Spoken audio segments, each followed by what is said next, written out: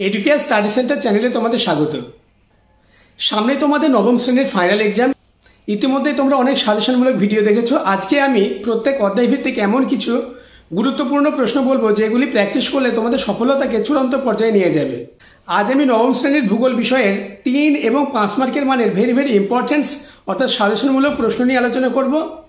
ভিডিওটি দেখে তোমরা উপকৃত হলে এবং আমার চ্যানেলে নতুন হয়ে থাকলে চ্যানেলটিকে সাবস্ক্রাইব করে পাশের বেল আইকনটি প্রেস করে নোটিফিকেশন অল করে দেবে এবং ভিডিওটি বন্ধুদের মধ্যে শেয়ার করে দেবে। তোমরা খাতা এবং পেন বার করে ভিডিওতে দেখানো প্রশ্নগুলো লিখে নাও এবং ভিডিওতে দেখানো প্রশ্নগুলির মধ্যে কোনগুলি তোমাদের রেডি আছে তা আমাকে কমেন্ট করে জানাবে। চলো শুরু করছি আজকের ক্লাস।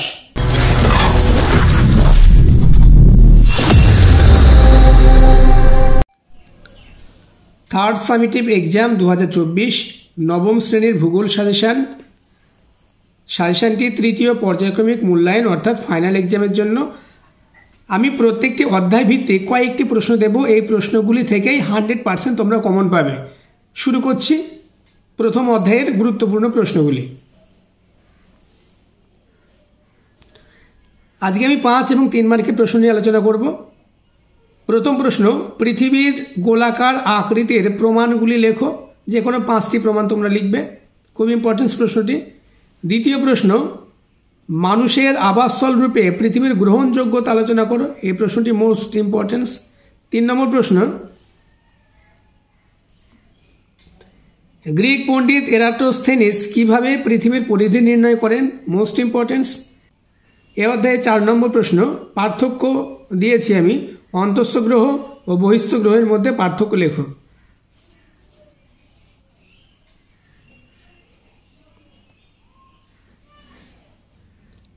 দ্বিতীয় অধ্যায় প্রথম প্রশ্ন, পৃথিবীর আবর্তন গতি ও পরিক্রমণ গতির ফলাফল আলোচনা করো।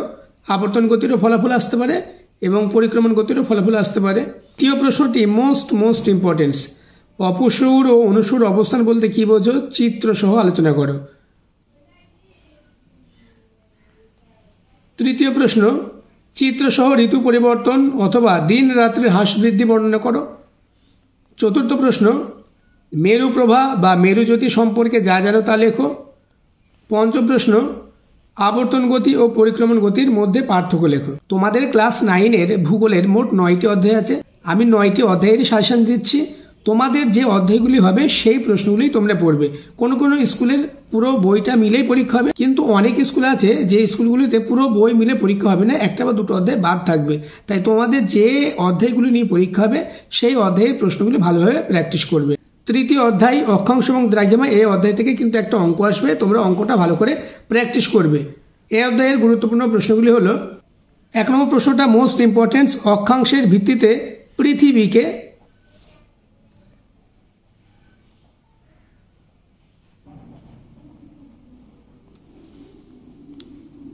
কয়টি তাপ বলে ভাগ করা হয়েছে তা চিত্র সহ আলোচনা করো। 2 নম্বর প্রশ্ন, আন্তর্জাতিক তারিখ রেখাকে মাঝে মাঝে বাঁকানো হয় কেন? এবং পার্থক্য দিয়েছি এই অধ্যায় থেকে, অক্ষরেখা এবং দ্রাঘিমা রেখার মধ্যে পার্থক্য, স্থানীয় সময় এবং প্রমাণ সময়ের মধ্যে পার্থক্য। চতুর্থ অধ্যায়ে প্রথম প্রশ্ন, 5 সংস্থান তত্ত্বের ভিত্তিতে ভঙ্গিল পর্বতের উৎপত্তি আলোচনা করো। দ্বিতীয় প্রশ্ন, মানব জীবনের উপর পর্বতের কি প্রভাব দেখা যায় তা আলোচনা করো। 3 নম্বর প্রশ্ন, ছোট নাগপুর মালভূমিকে ভারতের খনিজ ভাণ্ডার বলা হয় কেন? 4 নম্বর প্রশ্ন, পার্থক্য দিয়েছি। পার্থক্য দুটো রয়েছে, মহীভাবক আলোড়ন ও গিরিজনী আলোড়নের মধ্যে পার্থক্য, এছাড়া আগ্নেয় বা সঞ্চয়জাত পর্বত এবং ক্ষয়জাত বা অবশিষ্ট পর্বতের মধ্যে পার্থক্য। তোমরা দেখতেই পাচ্ছ মাত্র কয়েকটি করে প্রশ্ন দিয়েছি, তাই প্রত্যেকটি প্রশ্ন ইম্পর্টেন্স। পঞ্চম অধ্যায়ের প্রশ্নগুলি হচ্ছে, প্রথম প্রশ্ন, আবহবিকারের ফলাফল সম্পর্কে আলোচনা করো। দ্বিতীয় প্রশ্ন, যান্ত্রিক আবহবিকারের প্রক্রিয়াগুলি সংক্ষেপে আলোচনা করো। 3 নম্বর প্রশ্ন, মৃত্তিকা সৃষ্টির 2টি পর্যায় লেখো। মৃত্তিকার ক্ষয় এবং সংরক্ষণে যে কোনো 3টি করে কারণ লেখো। 4 নম্বর প্রশ্ন, 4 নম্বরে দেখো পার্থক্য দিয়েছি। মোস্ট ইম্পর্টেন্স পার্থক্য, আবহবিকার ও ক্ষয়ীভবনের মধ্যে পার্থক্য এবং যান্ত্রিক আবহবিকার ও রাসায়নিক আবহবিকারের মধ্যে পার্থক্য। নেক্সট অধ্যায়, ষষ্ঠ অধ্যায় দুর্যোগ ও বিপর্যয়। এই অধ্যায় থেকে মাত্র 2টি প্রশ্ন দিয়েছি। বিপর্যয় ও দুর্যোগের মধ্যে পার্থক্য লেখো। আরেকটি মোস্ট ইম্পর্টেন্স বিপর্যয় মোকাবিলায় ছাত্রছাত্রীদের ভূমিকা আলোচনা করো। সপ্তম অধ্যায় সম্পদ, এই অধ্যায়টি একটু বড় রয়েছে। প্রথম প্রশ্ন সম্পদের বৈশিষ্ট্যগুলি আলোচনা করো। সম্পদ সংরক্ষণে যে কোনো 4টি পদ্ধতি আলোচনা করো। দ্বিতীয় প্রশ্নতে আমি পার্থক্য দিয়েছি পুনর্ভব এবং অপুনর্ভব সম্পদ, এছাড়া প্রচলিত ও অপ্রচলিত শক্তির মধ্যে পার্থক্য। 3 নম্বর প্রশ্নটি খুব ইম্পর্টেন্স, পূর্ব ভারতের অধিকাংশ তাপবিদ্যুৎ কেন্দ্র গড়ে ওঠার কারণগুলি আলোচনা করো। 4 নম্বর প্রশ্ন সম্পদ সৃষ্টিতে মানুষের দ্বৈত ভূমিকাটি ব্যাখ্যা করো। 5 নম্বর প্রশ্ন ভারতের আকরিক লোহা ও খনিজ তেলের বন্টন সম্পর্কে আলোচনা করো। অষ্টম অধ্যায় হচ্ছে পশ্চিমবঙ্গ অধ্যায়টি বেশ বড়। এই অধ্যায় থেকে আমি মাত্র হাতে গোনা কয়েকটি প্রশ্ন দিয়েছি, যেগুলি করলেই তোমরা চূড়ান্ত সফলতা অর্জন করতে পারবে।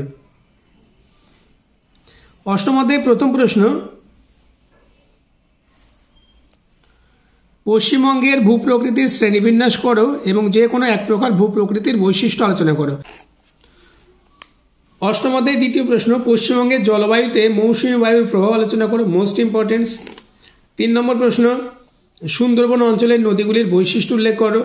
4 নম্বরে আমি পার্থক্য দিয়েছি, 2টি পার্থক্য উত্তরবঙ্গের নদী এবং দক্ষিণবঙ্গের নদী, এছাড়া খাদার ও ভাঙ্গারের মধ্যে পার্থক্য। 5 নম্বর অ্যাকচুয়ালি 3টে জিনিস রয়েছে। তোমরা জানো পশ্চিমবঙ্গের যে কৃষি, এই কৃষি থেকে একটা প্রশ্ন আসবেই। ধান, পাট, চা, এই 3টের মধ্যে যে কোনো একটির ভৌগোলিক পরিবেশ সম্পর্কে আসবে, তাই 5 নম্বরটা মোস্ট ইম্পর্টেন্স, এটি ভালো করে প্র্যাকটিস করবে। 6 নম্বর প্রশ্নটি আসবেই, হুগলি নদীর উভয় তীরে পাট শিল্পের একদেশী ভবনের কারণগুলি আলোচনা করো। 7 নম্বর প্রশ্ন পশ্চিমবঙ্গের খাদ্য প্রক্রিয়াকরণ ও পর্যটন শিল্পের উন্নতির কারণগুলি লেখো। এ অধ্যায়ে লাস্ট প্রশ্ন শহর অথবা হলদিয়া বন্দর গড়ে ওঠার কারণগুলি আলোচনা করো। মাত্র 8টি প্রশ্ন আমি দিয়েছি পশ্চিমবঙ্গ থেকে। নবম অধ্যায়ে যাওয়ার আগে আমি আবার বলবো, চ্যানেলটিকে সাবস্ক্রাইব করে পাশের বেল আইকনটি প্রেস করে নোটিফিকেশন অল করে দেবে এবং ভিডিওটি বন্ধুদের মধ্যে শেয়ার করে দেবে। নবম অধ্যায়ে প্রথম প্রশ্ন মানচিত্রের অপরিহার্য উপাদানগুলি সম্পর্কে লেখো। দ্বিতীয় প্রশ্ন ভূবৈচিত্র্যসূচক মানচিত্র কাকে বলে, এর বৈশিষ্ট্যগুলি লেখো। 3 নম্বর প্রশ্ন পার্থক্য লেখো মৌজা মানচিত্র ও ভূবৈচিত্র্যসূচক মানচিত্র, এছাড়া ক্ষুদ্র স্কেল মানচিত্র, বৃহৎ স্কেল। পরবর্তী ভিডিওতে আমি নবম শ্রেণীর ম্যাপ পয়েন্টিং এবং 2 মার্কের প্রশ্ন নিয়ে আলোচনা করব। তাই ভালো থেকো, সুস্থ থেকো, দেখা হচ্ছে পরবর্তী ভিডিওতে।